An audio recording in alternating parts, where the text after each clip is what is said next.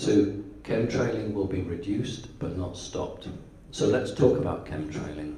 You need to understand that many of the pilots in these commercial airliners have no idea. Okay, some of them do, but you know, they have a really good job and they want a pension, so they're not going to say anything because they don't fully understand what's going on. But the vast majority don't. So what's being sprayed? Well, they've sprayed bacteria and viruses. They've tried different sorts of gel to keep those creatures alive. They've actually sprayed tiny, tiny, tiny particles, not quite nano, but really tiny particles of aluminum, aluminium. And then a few years ago, they realized that they had the ability to put nano robots, tiny, tiny little robots out, which we would all inhale, but wouldn't kill us unless activated. So let's have the next one. And again. Right. Nanorobots are small devices that can use either an internal power cell, or they can actually use the natural electric in your body. They look pretty fearsome with arms and legs. But that's one aspect. These things either build or can make you quite ill. The other aspect are those that will join together to form something like a supercomputer. So when we've been breathing in these particles, we have been breathing in things like this.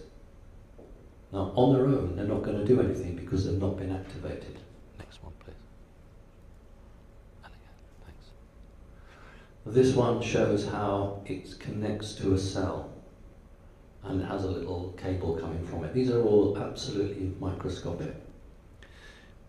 They are programmed so that when you breathe them in, they will go to a particular organ, or they'll travel around your bloodstream, and when they'll find Fred, then they'll connect with Fred, and they'll know Fred from George, and they'll build up over a period of time devices.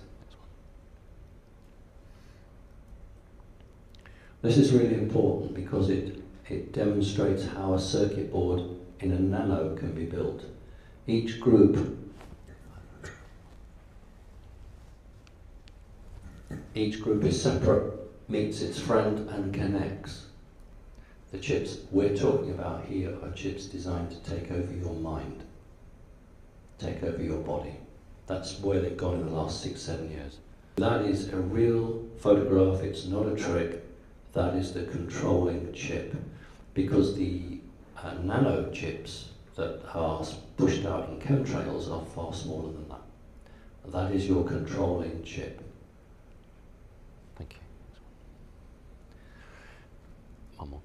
The other possibility was on a skin graft, where it was actually flexible like that.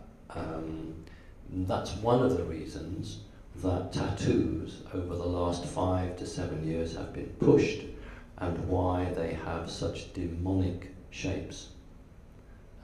Some of the styles which we see on a lot of the science fiction television programs are being copied through into tattoo marks, and people don't realize it, they just think they look really exciting and really good. Humanism is an agenda from the same crazy people that we've been talking about, who are following orders from their disincarnate master to control people.